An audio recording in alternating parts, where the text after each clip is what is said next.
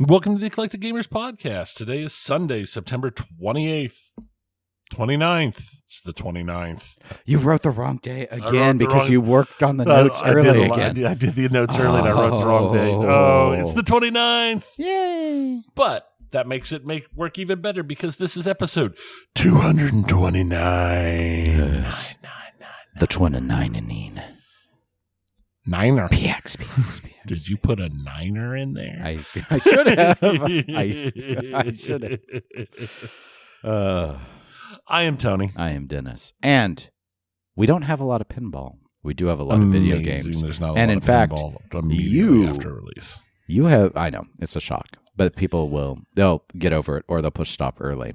But what they won't want to do is miss all of what you've been doing over the last couple of weeks. Though, before we go into that, I will say, welcome. We have a couple new Patreon members. Welcome. Rodney C. and Jeff R. both joined our Patreon. We appreciate it. And those of you who want to also be appreciated can join us at patreon.com/eclectic_gamers. We love you all. Yes. In your own individual special way. You're all special. Tony. Yes. You have not just been sitting playing Rule the Waves over the last couple of weeks. You've been doing much more. I have been doing a whole lot. It's actually been an incredibly busy couple of weeks. I don't even know where to start. A lot of video games. Obviously, I've beaten Space Marine 2. Oh, there was someone on our Discord asking about Space Marine. Yeah, and I responded last night. But yes, I've beaten Space Marine 2. It's just as over the top awesome. Some of the big cinematics in that game there's a reason you see them all over YouTube set to different awesome music because they're over the top awesome. I purchased and beat Dredge. It was one of those things that was super cheap. It's been on my wish list for a while, and okay. Beats a strong word. I completed Dredge and got the bad ending. I'm pretty sure I don't know if there's actually a worse ending than the ending I got. The fun ending. Yes, it's the fun ending. So that was definitely a thing that happened. I mean, I'm sure the destruction of the world is the good ending, right? Right? Yeah. Well, depends on the state of the world. I mean, it was a pretty crapsack world. I think I did okay. Also Satisfactory, which I've talked about multiple times in the past, actually got its 1.0 release. It came out of early release and became a live actual Finally, game. Wow. With all their stuff added in. So I have started building, I started a new game on the 1.0 and, I remembered most of the controls, which is good because it's been a long time since I've played it. My beginning factories are absolutely ugly and disgusting, and at some point I have to destroy them all because they're that bad. But for now, it's a good start, and it's been eating a lot of time. It's been I've found part of my ongoing obsession with various things is I have found it works very well as a game to play while doing stuff like, either watching things I've already seen that don't need to watch, or what I've really been doing a lot lately is listening to audiobooks while playing Satisfactory is freaking amazing. So I've just been doing that a lot, for the last 3 days. Friday night, I didn't go to bed Friday night until a little after midnight because I was playing Satisfactory and listening to a book. And then, and my last big thing was Saturday, actually, yesterday. Oh, wow. What's that? It has been it's been insane. This isn't even everything. This is just the good fun stuff, not the other stuff. So yesterday I took a 2-hour drive south of our location down to the big metropolis of West Mineral, Kansas. Okay, I don't know it. Yeah, I'm assuming is this near Pittsburgh or? It is southwest of Pittsburgh. It is southeast of Parsons. Okay. So, but yeah, no, it is down there. But they have a museum. Specifically, they have Big Brutus. Big Brutus is the largest still existent electric shovel. in the world. Mm. Or as they would say in the top gear, in the world. Wow. It wasn't the largest when it was built. It was like the second biggest. But it's the largest now because the other ones have all been broken up. So, I mean, talking about like size, it's literally a giant crane shovel thing, like the old school steam shovels, except for it's like 15 stories tall. And it's just quite simply enormous. So I went down there and took a look at it and did a tour. I was down there for another thing. They had a big overlanding show down there this weekend where they had everybody with their fancy camping rigs and their rooftop tents and their Jeeps and all that stuff. So I went down there to partake in some of that stuff. But I don't have a fancy off-roading rig. I have a minivan that I can throw my like sleeping pad and stuff in the back and go car camping on, which is as best I can do right now. But someday. But it was really awesome to go and see the history and just the size of that thing and the sheer insanity that is that machine. So yeah, no, that's just one of those interesting little fun things. Driving through little back road, nowhere road looks like it hasn't been paved since the late 90s roads to get out there. But it was pretty cool. I mean, it's just a huge shovel crane digger thing. So you've been really busy. I've been super. I mean, wow. Like I said, this is just the good fun stuff. This isn't everything else. So yeah, it's been a hectic, probably the busiest 2 weeks I've had all told in a while. So, well, I don't have anything nearly that interesting. So I should have asked you if you wanted to go see Big Brutus yesterday. Yeah, I went and saw my folks. So I did that. That's not the same as Big Brutus because there are probably lots of folks out there that exist. Probably. In the world. So we were like, yeah, probably. That's probably true. So gaming wise, actually, I started playing a phone game called Last War. I think I saw it promoted on I've seen Reddit. some promo. Is it actually what it looks to be? How dumb is it? It's all right. So I'm not a whale, but I went into guppy state this morning. I spent $2 plus tax on it. I figured that was to be fair. I can't say anything because my waifu game I normally spend like $50 a year on. So most of the game is actually base building, which is not what I expected. Okay. So yes. So so you go around and you're leveling up, and there's like PvP and that sort of thing. And so no, it's fine. I'm trying to think if I've really played a game like it before. Not so much. All the ones I've played, I don't play many phone games. Like that's the only phone game I have on the phone. Right. Like I took off everything else. So like the closest I've ever done is some of those gotcha style ones and such, where maybe it's like leveling the characters and you get a whole bunch of characters. This has elements of that.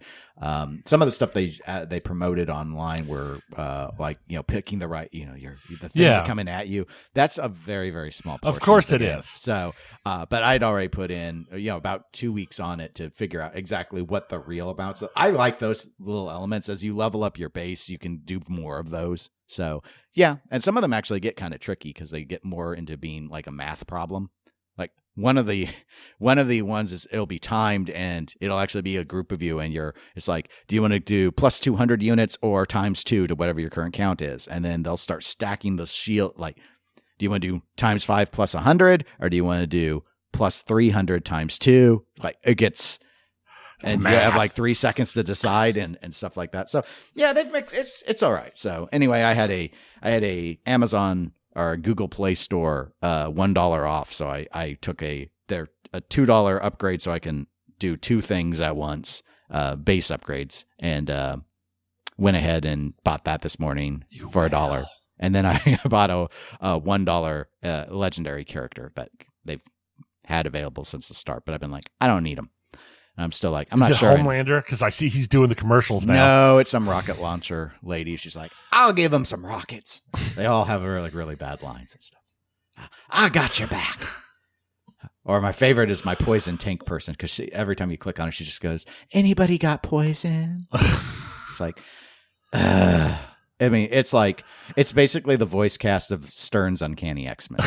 It's pretty rough. So, but it's just a stupid thing to waste time with. But that's like what I'll do when I just throw on something that I'm not paying attention to on the TV. And then Gems of War.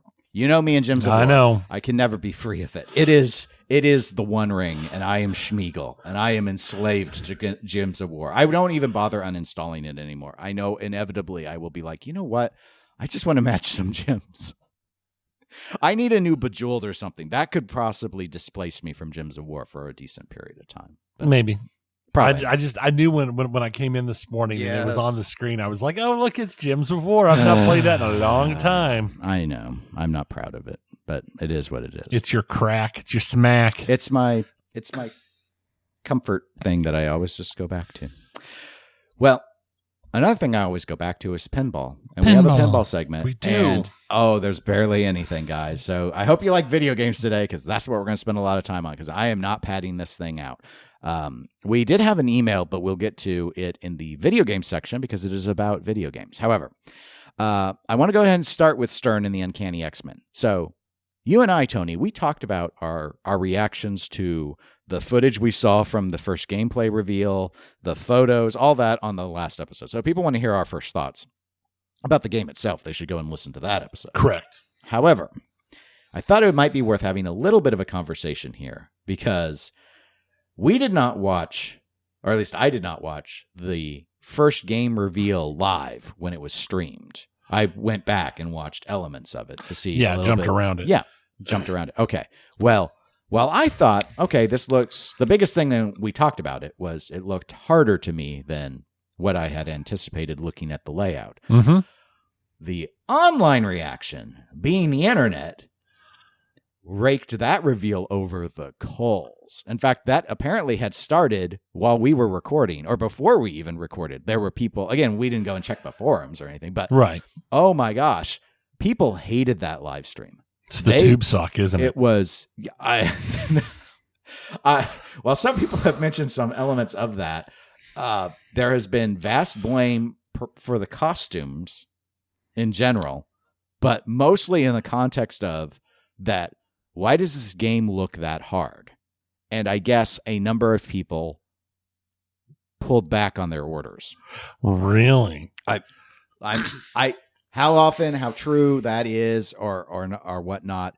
It was enough that Stern has since released another gameplay video, which shows, like, I guess, like them accomplishing things. Like, they weren't getting anything done, apparently. I'm just, I'm jumping around on it. I didn't sit through and like try and see if they could clear a mode or a mission or whatever. Apparently, no. Apparently, they all looked like they were amateurs. And people have blamed, like, well, maybe it was the costumes, but there are other speculations, like maybe the game is really just that hard. Maybe it wasn't designed that well. Maybe they had to set the, I speculated that maybe they set the game up harder because sometimes they blow up the games on the live streams, but it's like, oh, the code's not deep enough. Now they can't go anywhere. So it's like, am I going to buy this game and there's like no modes in it? I mean, you know how people are. They just start piling on to all the theories of what might be happening. They hypothesize and everything left and right.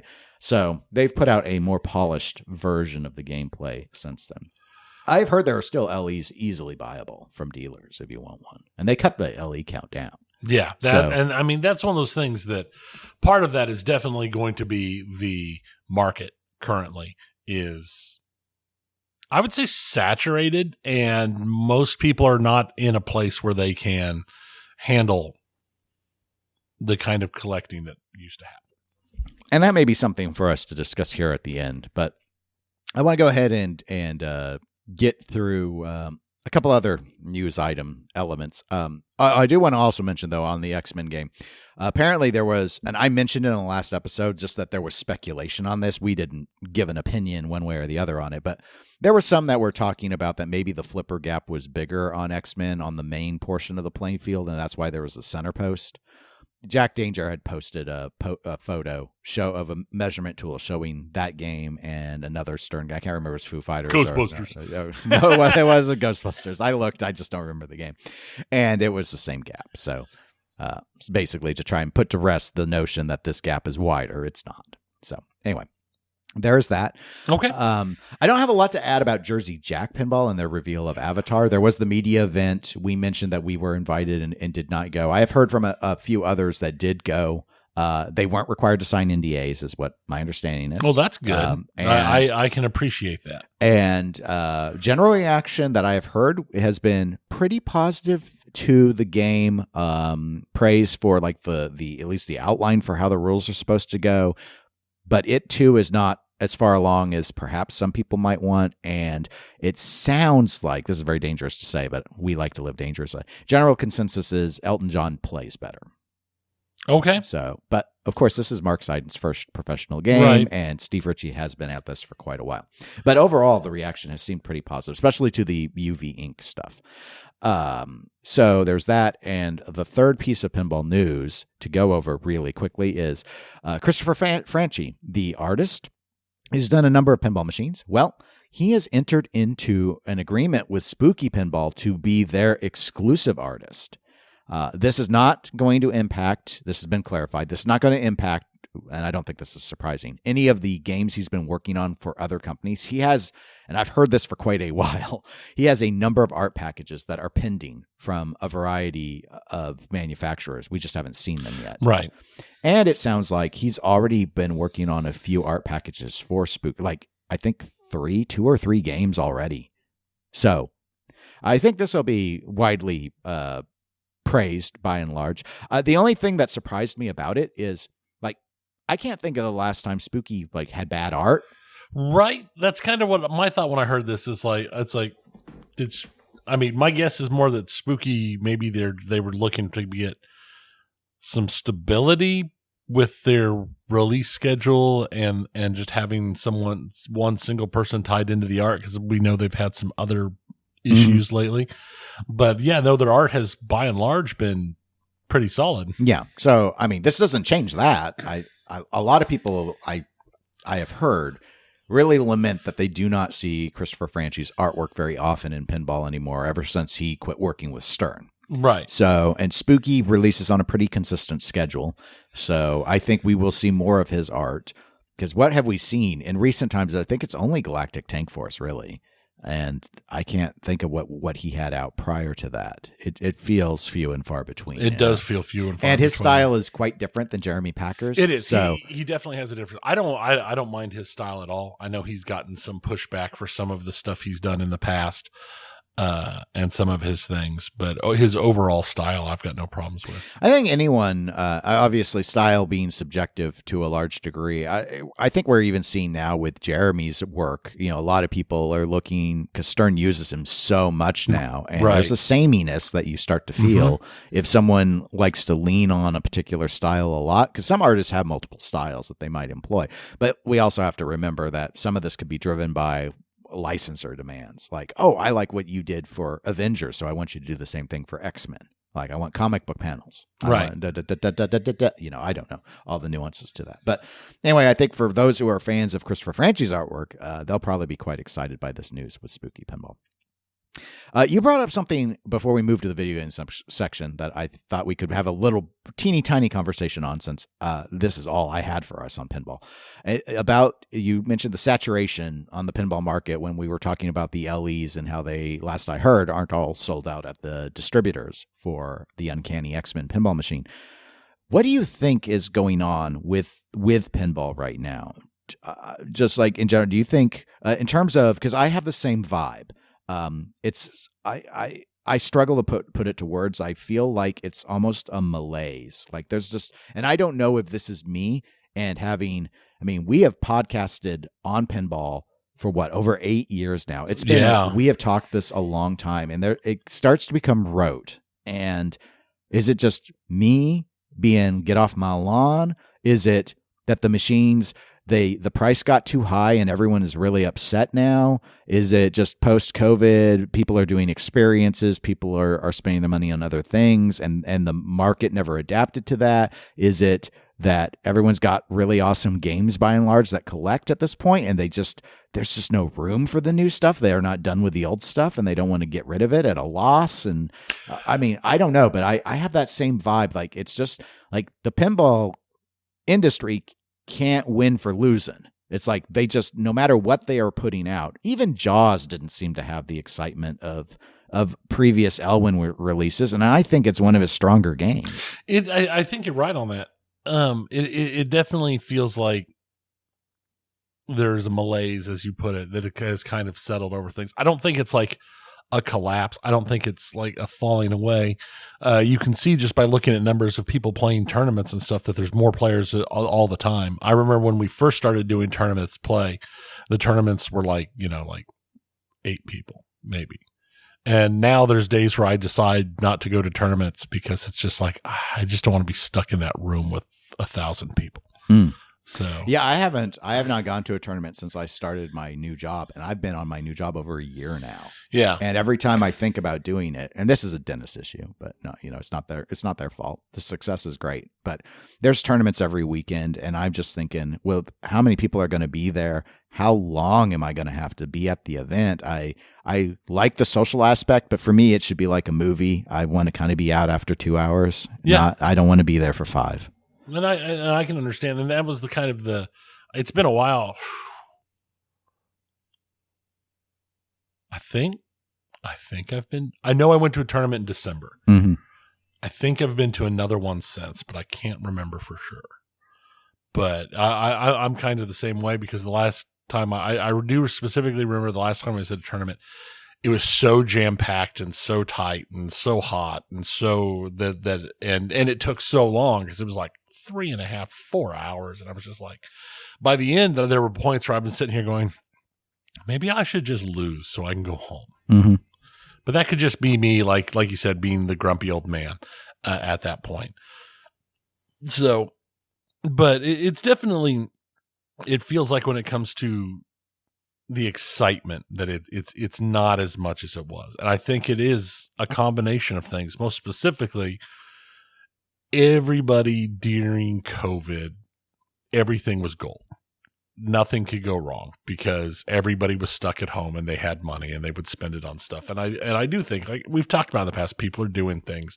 People are going out and that extra money is gone. And then with inflation and the change of cost of everything and just the cost of housing and everything anymore, the kind of disposable money that existed 3 years ago is just not there.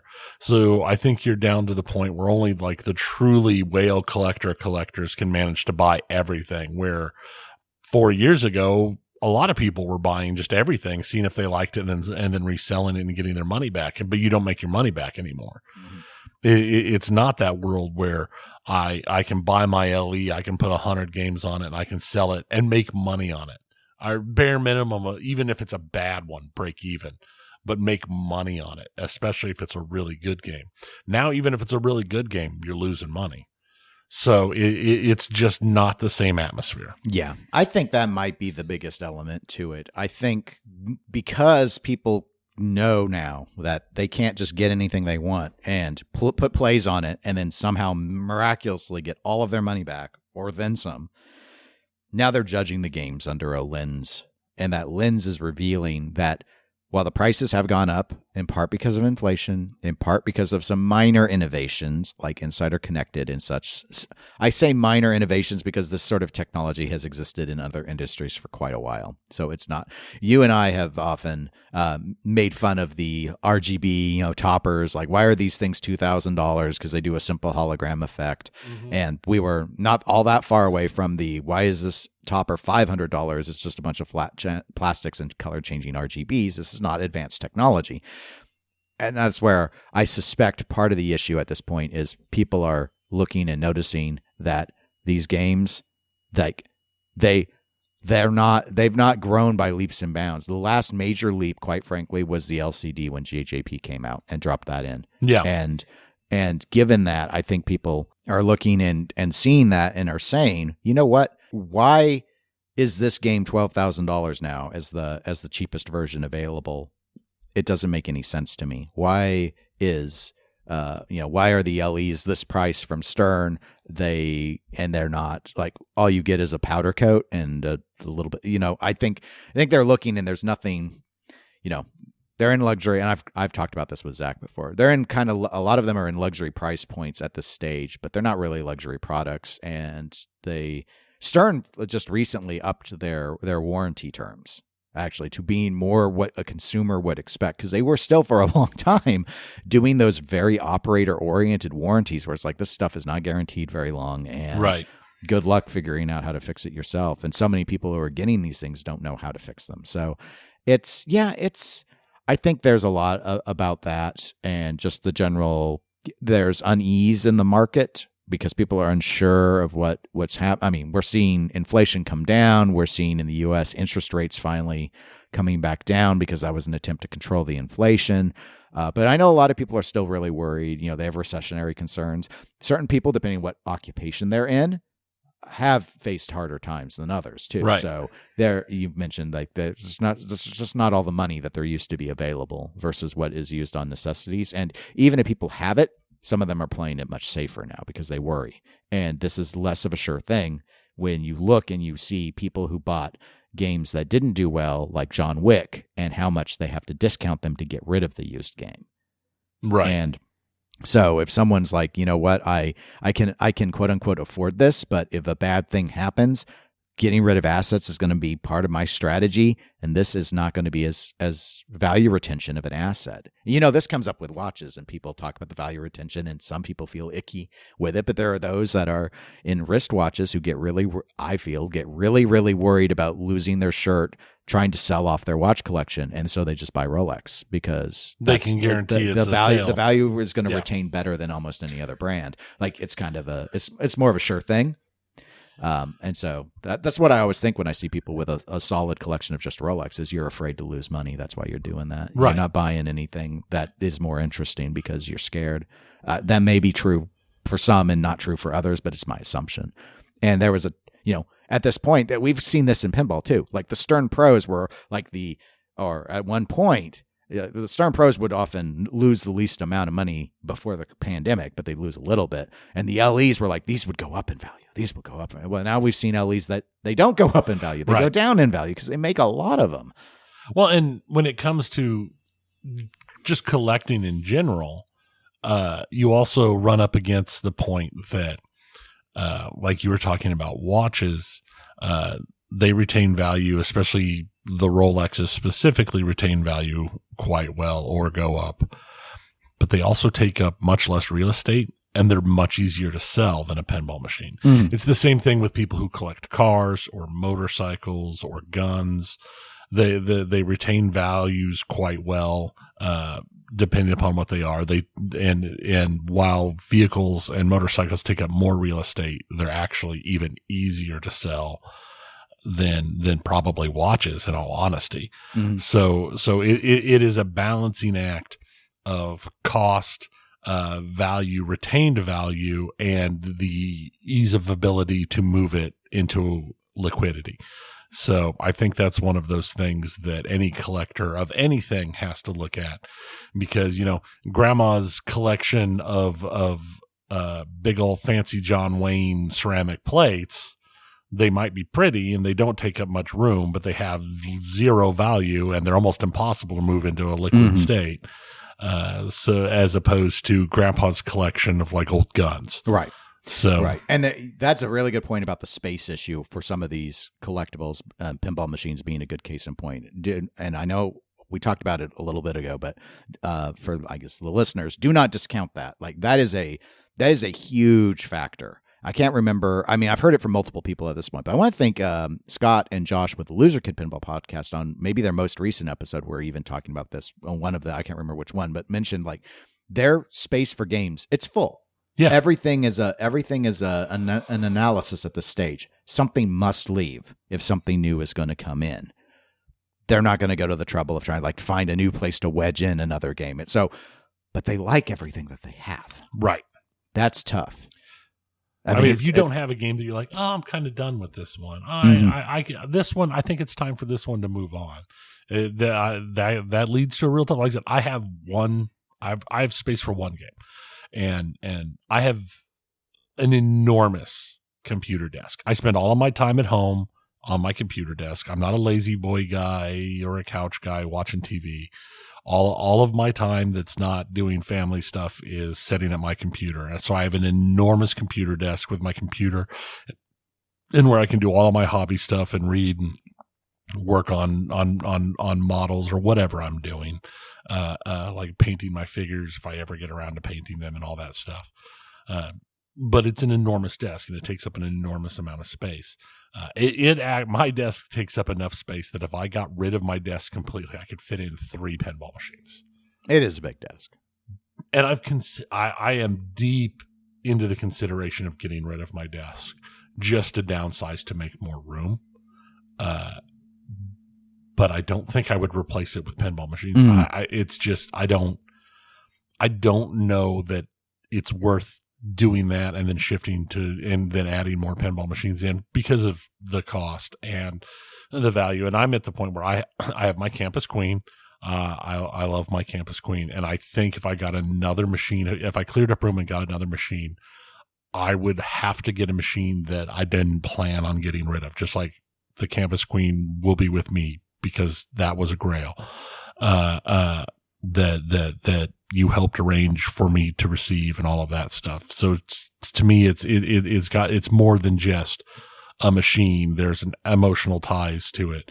And I think any other game I get is something that's going to be, for me, it would have to be not necessarily as big of a tie, but it would have to be important to me. So it's going to be a Godzilla or an Attack from Mars. Right. So it's going to be something huge that I'm not going to want to get rid of. And quite frankly, I'm at a point that even if I downsize my desk, like I've been considering, I would not necessarily want to fill that space back up because I'm a middle-aged fat guy and I have deeply entering that minimalism stage that a lot of people do when they hit middle age, where they start getting rid of like anything. If it doesn't bring you joy. I mean, I wasn't going to put it that way. God, let it go. It doesn't bring you joy. I wasn't going to put it that way, but a lot of stuff there's a lot of stuff that I used to have, and that I had it was just stuff. And if it's fun to throw things away. Is this just because we're old now that makes it fun? 100%. Because I actually really enjoy like going through and being like and getting a little section cleared out, even if I'm not going to do anything with it. Right? Like, I got rid of stuff. Yeah, look at me go. And that's why I will sit there and I will stare at my desk and I'm like, man, half of this desk basically just ends up gathering junk until I go through it and clear it out. Then I'm always like, oh, it's nice and it's clean and it's beautiful, and then it starts slowly gathering junk again. So I that's part of the reason I've thought of getting rid of it, just because it's like, well, I'll have less space to gather extra junk. But I mean, I used to, like those boxes that you send in the mail that you get random, fandom stuff. Right. And I don't collect any of that. You've seen my gift list over the last several years has been pared down to, it's basically gift cards and like a few things, most of which are like very practical items. Like, I'm looking for this specific pitcher, so because I really like this pitcher for mixing drinks in, or I'm looking for this specific tool to do something, because that's the point where I'm paring myself down to, and all of that. So it's just, I could be just that we have another large segment of people that are moving into that kind of category, and with the cost of housing and everything, they're just paring down. You can like just look at the rise in popularity of people going hyper minimalist. I mean, I'm not a hyper minimalist, but I'm definitely paring down to just really big, important, basic things. Yeah. Well, another, I guess, final thing to tie in on that is, like in your instance is a good case in point. A lot of people live where there is pinball available to play on location. So that also alleviates a lot of the pressure. If you're into it for the gaming purpose and not the collecting side of it, if you can go and play a Godzilla at the nearby bar and grill, then that's less of a reason to have to own it. Very, very much so. And honestly, that's what I've been finding myself doing more often. Because we used to go to tournaments all the time. I go to tournaments less. But I actually still go out and play location pinball. I do too. A fairly large amount. It's at the point where it's like, oh man, I've got a half day this day for whatever reason, or oh, this is a holiday, so I'm off for this holiday. Especially since we get like all of the holidays off, so holidays that most people don't get. I can almost guarantee I'm going to go play pinball on Veterans Day because very few people get Veterans Day off, but we do. So, and it's one of those things. It's like, okay, I'm going to go have lunch at one of the random local places that has pinball and play, and that's a thing that I do quite often. If I have some extra time off. So I still do a lot of location pinball. Okay. Well, that was our pinball and the state of the market malaise discussion. So we're ready to move into video games. And I got to get my voice right. I mentioned we did have an email. It's from Robert G. And it's a video game oriented email. So I will attempt to read this and you will think about it, Tony, and then we will be ready to kind of try and discuss it. So here we go. Apologies to the listeners up front. Hey, Dennis and Tony. Love the show. Thanks for the entertainment fortnightly. I was just listening to a podcast called The Legend of Sword Quest about a contest Atari ran in around a series of games for the 2600 console back in the early 80s. I am not a huge video game guy. I came to your podcast for the pinball, but I'm slowly getting back into video gaming, especially retro gaming. But I did play a lot of Atari 2600 and 7800 back in my youth. Yet, this whole story was completely new to me. The podcast has only released 2 episodes so far, but it's got some actual interviews with folks who were involved. It's seemingly well-researched, if not overly exciting in its production values. I am a huge fan of the kind of business cultural controversy surrounding such a contest, so it's been really fun to learn about a whole new bit of gaming history. Were you guys familiar with the Sword Quest story? Are there any other strange gaming stories from the 80s? In other words, business strategy gone weird stories like Sword Quest, crazy myths like Polybus, or specific satanic panic condas related stories that I should dig into? Or do you have any resources you'd point me to learn more about them? Thanks again. I really appreciate the podcast. Robert.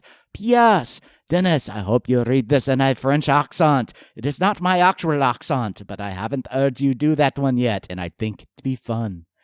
All right, well, thank you, Robert. I don't know if it was fun for the listeners. Fun. I enjoyed it. But and I know I broke out of it a little bit, so apologies, but I did the best I could. I kept waiting for you to smoke a cigarette halfway through just to stop and drink some wine. Yes, have you heard about the Nitobion for the watch? That we will not bring it up because it's political. All right, so Tony, I wasn't familiar with Sword Quest. I knew it existed, and I've just heard some of the basics about it. Most of it isn't where it's come up just in reference to other things I've gone into. I've never deep dived it or known the whole background to it. To me, it's the same level as the old all the ET cart buried in the landfill type myth. Right, and so I was going to mention. Well, they actually did bury them. So, right. So that was going to be the one. It's so low hanging fruit. Robert probably already knows about it, but in terms of giving him a suggestion for other like kind of weird things, stories, that's the easy one to cite is the ETs going into a landfill. And so they actually did. There is a documentary. I cannot remember the name of it right now. I watched it on Amazon Prime years ago about them actually going and digging them up to find the Ataris. And they even had the creator of the game and all of that. That part it's interesting and it's true. There are some aspects that may be more mythologicalized. So, for example, and I don't know if it's true or not, but I remember one of the things I had heard is purportedly, like, they made more ETs than there were 2600s. Like, there were stories like that going around that I'm not sure were actually true, but it was a weird time in the early 80s where they were just, the shovelware was being turned out hand over fist. It was a big thing. So that would be one. Do you know of another, like, weird or, like a game. I'm sure there must have been like video games that they named them and the word was like a swear word in the, like I've heard about cars that like would go to Portugal and the name of the car though that we went with like translated meant doesn't run or something, right. stuff like that. Is there like some things like that with video games? It wouldn't surprise me. There's a lot of, especially from the 80s, there were so many weird things and so many weird like ongoing special event type things and the trying to get the draw or draw in more people and more players and stuff. I'm sure there is. I've never made a deep study of any of it. So I don't know for sure. Most of the stuff is just at the level of heresy and myth. I will say, having a few, probably a decade or more ago, done a deep dive into all of the satanic panics type stuff. Mm-hmm. After having listened to a podcast and watched some videos about it, I can't even remember. Because like I said, this was before I even started. We started doing the pinball podcast, or started doing our podcast. It's been so long ago, but some of that stuff, especially when you start seeing some of the interviews, especially like archived clip interviews from like news stations in the 80s, and you just compare it to the kind of stuff you see nowadays, is downright hilarious and kind of scary. I highly recommend a deeper dive into that kind of thing just for that kind of blast from the past thing, just to see the interesting bits. There's I can't remember the name of it specifically. There's a channel that I've watched occasionally on YouTube that a guy just basically got a whole bunch of old video cassettes from a TV studio, and what he's done with it is he's gone through and he's edited out all the shows and just taken the commercials, and he'll just put out like a hour-long thing on YouTube that is just like commercials from like 1982 on blah blah blah blah blah, and you see like local station stuff. And it's just hilarious to see the differences in commercials from back then and the kind of stuff you see nowadays, which is a little different than what he was originally talking about. But it's just anything like that shows how things have changed is hilarious. Yes. I've looked it up, so I will say the name of the documentary is from 2014. It's called Atari Game Over. So if you have not seen that one, I would say definitely go and check it out. It's only a little over an hour long. It's not a full feature length style thing. But if you're into that sort of weird stuff from the 80s, they do dive into a lot of the stuff what went on in the video game crash and Atari, and a bit even about the like ET's development. And I mean, it was a really short development. So the guy had I don't remember, 2 weeks, a month, something like that to make the game. It was just, there's a lot of stuff that was, they were going faster than they could possibly do it. So thank you though for the email. Tony, we got other real news. Yeah, we've got some video game stuff going on. Square Enix has it's finally been made public. Some of the discussions that were had with investors back in May. And it did come out finally. What we've thought all along is that the Final Fantasy VII Rebirth and Final Fantasy XVI's profits did not meet expectations. They were very far below what was expected. Were their expectations realistic? From the looks of it, I would believe so, based upon past performance. I'm surprised at the 7 one, because I had heard very positive things to the first of the Final Fantasy VII remake. The first one sold insanely well and did very, very good. The second one was not even close, not even half. I wonder why everyone lost interest. I don't know. I think it's probably, in my opinion, it took too long. It took too long to come out. Yeah, well, that's a fair point. It was too long, and they've made so many changes and adjusted it. It was just too much. But that's the same time, remember back in May and June when they announced their new multi-platform strategy, and when they did a series of layoffs in their European and American divisions. Yes. So this just confirms that the multi-platform strategy that they launched back then is due to just sales being low. They can't maintain the single platform strategy that they have done. I was surprised that they stuck with the single platform strategy as long as they did, because it seems like they've been missing a lot of expectations for quite a while. They have. I mean, they've had such limited multi-platform, because remember they did the specific. They've done a lot of Sony exclusivity. Yeah, a lot, and it's hurt them overall. But their multi-platform strategy has been launched, and it seems to be doing fairly well. They've just launched Tales of Mana, Legend of Mana, and all of the Final Fantasy Pixel remasters have just come out on Xbox and PC. I've been really tempted. I saw it in my little dashboard ad, and I was like, "Oh my gosh!" I've played a lot of them. Especially the early ones, I never won. Right. I've played Final Fantasy IV, which was originally billed as 2 in the US. Correct. Twice. Once on the Nintendo and once on the PS1, and I never finished it in either instance. I go along and then some other game would distract me. Right. And I'm like, maybe this time I could finally make myself do it. Maybe you can finally finish it. I never won Final Fantasy 1. I was like to the last area. But my team was bad. Yeah.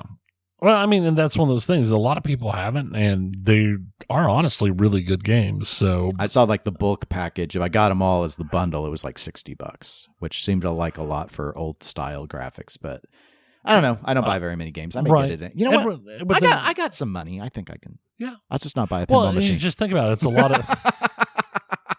That's a fairly decent number of games because the Pixel remasters. There's what, 6 of them? 6. I think there's 6 all the way up till Final Fantasy 7. Yeah. So, and there's some. I mean, I know I've won 5 and 6 because I also got those on the PS1. Those right. 5's actually really fun if you like to do the different character job thing. Yeah, 5 was always good. 6 was always 6 good. is beloved. Some people like in the war of what's the best Final Fantasy ever made. It's often a split between the people who love Final Fantasy 7 and the 3D and the story of that, and others who are like, I say Final Fantasy 6 is the best. Its story's better than 7, but it doesn't have the same graphics. But it's they're both fun. They're both. I leaned more 7 personally, but 6 is a good game. I really like 7's materia magic system. Yes, and that's a big thing because the magic systems in the Final Fantasy, especially as they went along, they could almost make or break where the game would rank in the pantheon. Yeah. It's like the draw system. 8's draw system. Well, not just 8's draw system. 8's draw system where you could then tie the spells to like your stats and you get special things. Mm-hmm. So you want to draw a lot of it, but you never want to use it because it's so directly tied to your stats. So if you use it, and so you end up just grinding draws. I remember on that game leading up to beating it, spending an insanely huge amount of time in a small area because I can draw this specific spell here. So I'd spend hours and hours and hours just drawing to maximum because it gives me so many good bonuses if I have the maximum number of that spell. But then I'll never cast that spell because it's tied to my stats system and bonuses. Yeah, the draw my system standards is garbage. Now. Grr. My tiger growls at the straw system. No one will get that reference. If you do get that reference, email us. Yes. eclecticgamerspodcast or gmail.com. Send us a message. The tiger growling. What is that from? Yeah. And we'll give you a hint. It's a book. That's your hint. Okay. Oh my gosh. Anyway. In what should be a surprise to nobody except for how long it took. Nintendo has finally pulled the trigger on a lawsuit on Pal World. Sorry, Pal World. Now, what I find interesting is that in the course of leading up to this, from the looks of it, Nintendo has filed some amendments to its already existing patents to make it more clear exactly what was covered in those patents, which makes it even more clear that they are specifically targeted at things Pal World has done, which is... I don't know if that's going to... I have no idea. I'm not a lawyer. If that's going to hold up or not. I don't know. I don't know how that'll work. But they filed several amendments that basically make it more clear about certain things, and Pal World fell into them. And I don't think anybody's surprised by this other than how long it took. I'm not surprised, no. Yeah, I mean, it just makes sense because Pal World, like, didn't even. And Power World's argument is, well, them suing us it's bad for indie gaming. It's like, man, your characters are so closely. It's bad. I mean, it's not homage. Nintendo may be beloved for a lot of their IPs, but Nintendo, for those of you that are listening and aren't like hardcore into gaming, Nintendo is notoriously litigious. Oh yes, they are. In fact, they would, to borrow from Harry Potter, they're cold, almost cruel about it. Oh yeah, very much so. And so this, the only thing that shocked me was that they didn't do it immediately when Power World was at the height of its power. Right. Because everything I've heard, I don't know anyone who's still playing Power World. I don't either. Their numbers are still existent. Mm-hmm. They're not nearly I think as high it's as just they been were. An issue of, there's not enough to do. People got through everything that was there. It's like an MMO syndrome. If you don't have enough end game, people get to end game and then they walk away. Right. So anyway, this not particularly surprising out of Nintendo, but I do agree with you. Looking at what Power World was doing and seeing all of this stuff, I was like, this is riding so close to the line in so many ways. It's like the only real difference is they gave the pals different names and then allowed them to carry weapons on the AR platform. Yes. So that's about it. And that's the big thing is, yes, everybody loves an instantly recognizable Pokemon wielding a minigun. But yes, here's the problem is it's an instantly recognizable Pokemon. Mm-hmm. Yes. Just because you change the name and give it a minigun doesn't mean it became not Pokemon. Right. It's very much they were asking for it type thing. Yes. They were riding the line and just hoping for some reason Nintendo wouldn't pull the trigger. Yeah. And when Nintendo didn't right away, I thought, did they dance the loopholes just perfectly? Right. But like you said, Nintendo is notoriously litigious. I mean, they are. Like, Nintendo cracks down on people streaming their stuff. Right.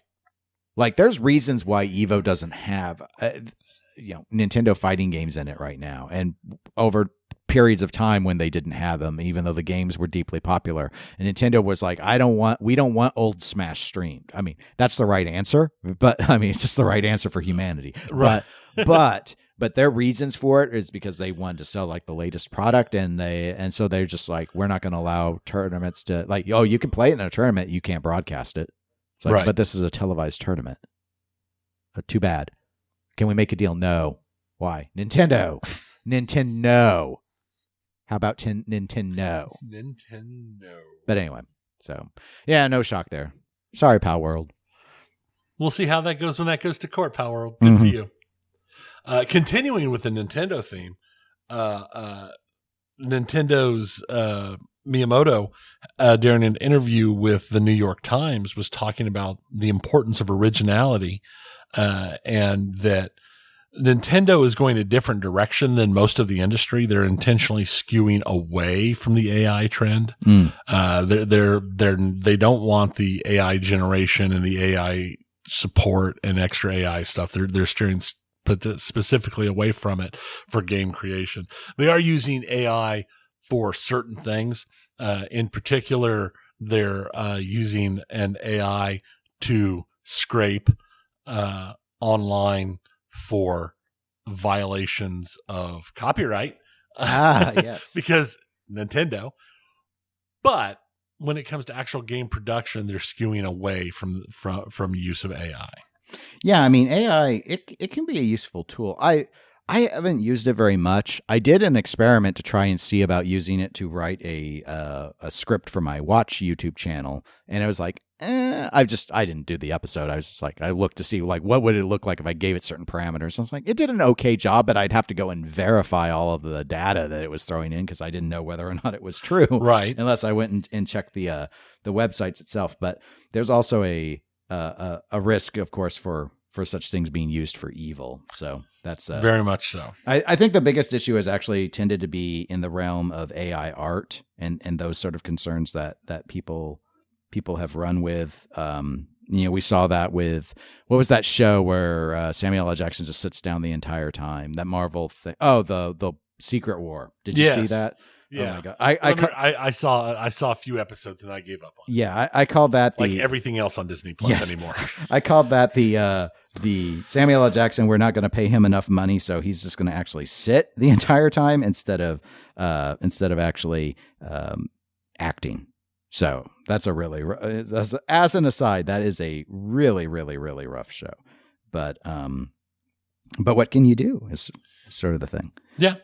Well, and speaking of AI being used for evil, EA's CEO Andrew Wilson, during an investor call, stated that AI is at the very core of EA's business, and that they have over 100 active AI projects assisting with game development, between art asset development, and they even have a new scene writer where you can use either textually entered scene description or verbally entered scene description, and then the AI will take all the game's assets and generate the scene for you.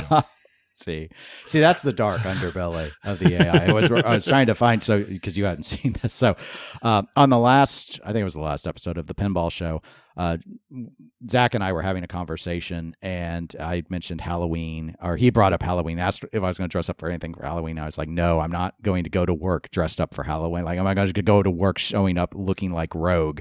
And someone used the power of AI to make me into Rogue, the animated Rogue, and put it over on the Pinball Network. So I'm letting Tony see it now, because when I first saw it, I thought maybe it was just Rogue, and then I realized that's not Rogue's face, that's my face.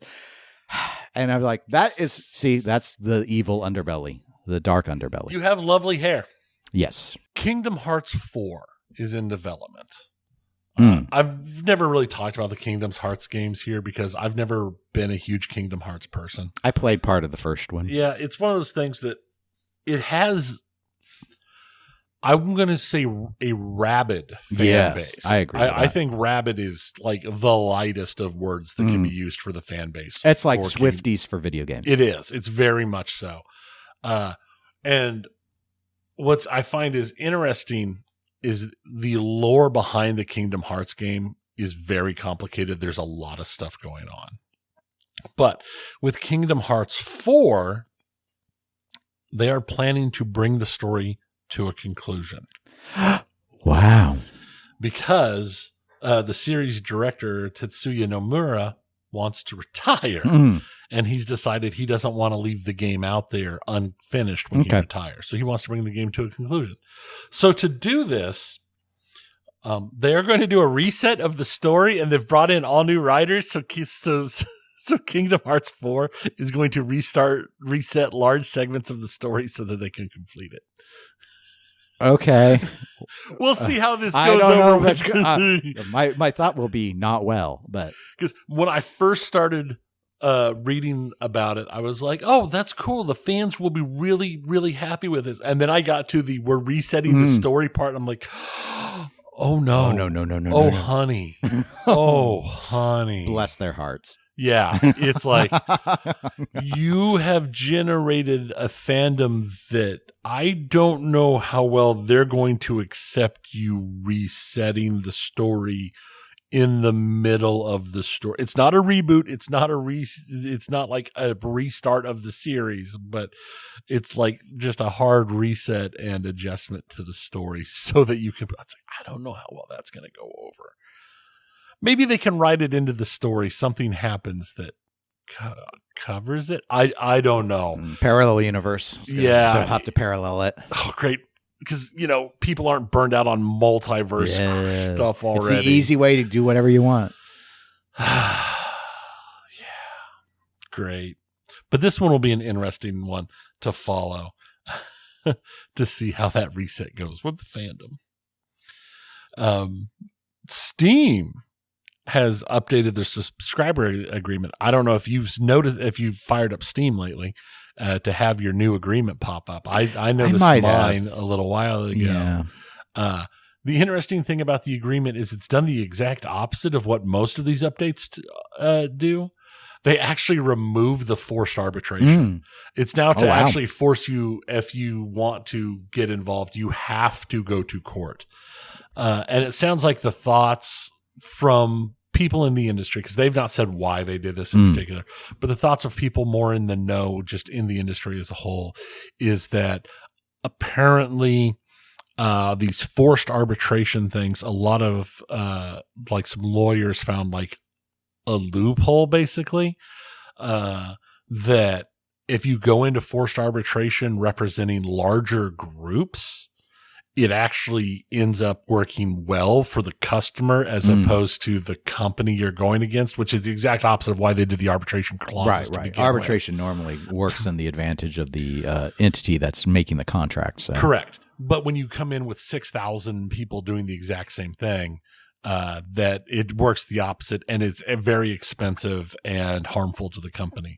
So that's the thought about why they've actually made the change, because they apparently took a hit a few years ago from a system like that, and several other major companies have as well. But that's just speculation because they've not come out and say why they made this change. So we'll see. I don't know how much that actually will affect anything in the long run. I just thought it was an interesting strange. I remember when everybody started shifting to their terms of service requiring you to go to arbitration and saying you wouldn't sue. Oh, it's mandatory arbitration. So Remedy, the developer of Alan Wake, excellent game. Control, excellent game. They've entered into an agreement with Tencent on a convertible loan for over $16 million, almost $17 million.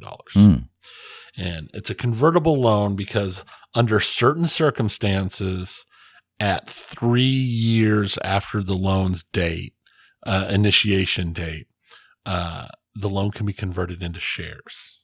Okay. Huh. And it's just a touch under 6% of Remedy's available shares. It's like literally 5.98% of Remedy's available shares, which is interesting because Tencent already has 14% of Remedy's shares. I wonder, this is interesting. I wonder if it's a kind of if there wasn't confidence that they could pay it back with the interest, that the shares, like, I don't know who does the conversion. Like, is it if you're not paid a certain amount by a certain point, what the rule is? I'm not familiar with convertible loans. I'm not either. Like convertible, like CDs and stuff. I've bought those before, and then usually after a set period of time, they can go ahead and end the term early and pay out the full give you all your balance back plus whatever interest you earn, so you don't lose out on anything. But I had that happen this year. I had a fairly large CD as part of my portfolio, and it was supposed to expire in December. It was a 1-year CD, but not too surprisingly, with the interest rates now coming down from the Fed, they wanted to end the CD early, and they had kept it convertible so they would not be stuck paying the high interest rate I had locked in for the entire 12 months. So I actually got about 7 months out of it. Right. So, which isn't a surprise. So I'm wondering if this is kind of in that same vein, but it's if they can't pay it back, like we give you stock, or is it, I don't know whose choice it is, or if Tencent is like, you know what, rather than the money, we want the stock instead. Like if the company's doing, I just don't know. And I'm not sure. What I find interesting is the amount of the loan is almost exactly the amount Remedy had to pay to get the controlling rights for Control 2 back. I really liked Control. I would like a sequel. And it's coming. Okay. But Remedy had to buy the rights to make the sequel from their previous publisher that they'd worked with on Control. So they had to buy the rights back. And the cost of that is almost exactly what this loan is. I mean, the cost of getting the rights back is a little bit higher than what the loan is, but not a lot. Okay. So... But it's an interesting thing because while Remedy has put out games that are very well received, they've not exactly been like they're not setting the world on fire. Yeah, they're not bank breakers. They're not blowing up. They're not the money. They're not. Yeah, well, Alan Wake, Ultima 3 or whatever. Yeah. Alan Wake is an amazing game. It's a cult classic. But that doesn't mean that. Yeah, it's not like a AAA super. It ain't Call of Duty. Right. So. And the last thing I was going to talk about a little bit was last year, right at the end of the year, we talked a little bit about The Day Before. That was the game that had been billed as an open world game that had been pushed for years and years and had huge amounts of buzz, and it was on everybody's wish list. And then when it came out, it was a full-on bait and switch where what they'd shown in the trailers, what they talked about for those years and years, and what the actual game was not the same at all. And it crashed and burned so hard that the company went out of business 4 days after release. Oh, I did not remember that. So it wasn't a huge thing. It was just one of those interest things I recall us talking about a little bit. Well, that company has been resurrected. The company is fantastic because it makes sense not to include one letter in. They could put a 4 in there. They basically 4 stick. That's basically what they did. Fantastic. They're back, and they're using Kickstarter to try and fund their first game from return. It's a Fall Guys clone. Oh my gosh. They're only trying to raise $15,000. So for a Kickstarter, for a game, raising $15,000 should be pretty easy. That should be within reach. They've only got about 2,000 so far. Oh. Well, but you haven't given your money over yet. And I'm not going to give my money over. I have, after the whole Robotech thing, I have criteria on my money. And one of them is it's not going to a failed company attempting to come back by creating a cruddy clone of a game that already exists. That's probably that's probably a reasonable criteria. So we'll see how that one goes, how that return to fame goes for them. But that's what I've got in video games today. All right. Well, we actually ended up, thanks to video games, we ended up having a full episode. So, yeah. For those that want to talk to us about our full episode, you can email us I'm going to read all of that, but I'm not going to edit this out. You're going to get to enjoy the horridness of this because I just like to leave things in. eclecticgamerspodcast@gmail.com is what you could actually email. You could also message us at facebook.com/eclecticgamerspodcast, though we do prefer email. It's a lot easier for us, especially if we're going to include it in the show. It's easier for me to cut and paste it into our internal notes. Again, if you want to support the show, patreon.com/eclectic_gamers is you see, I'm running out. I've run out of my Coke Zero, and now my dry mouth is causing me to slur. It's like Look at that picture of you as Rogue again, and let's see how dry your mouth stays. No. Thirst trap. Anyway, for as low as $1 a month, you can support us financially via the Patreon option.